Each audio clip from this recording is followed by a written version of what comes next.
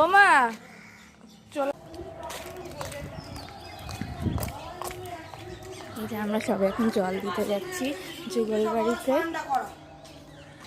আমরা সবাই মিলে এখন যাচ্ছি নদীতে জল দিতে। রাস্তা পুরো ফাঁকা। দেখো বৌদি আবার জিজ্ঞাসা করছে এটা কি হচ্ছে। ওই যে মা আসছে দড়িয়ে দড়িয়ে। চলে এসেছি এখন অনেকটাই,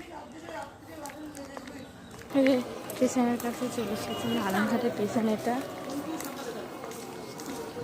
আলমঘাটের স্টেশন এটা। ব্যাংকের মোড় আমরা চলে এসেছি।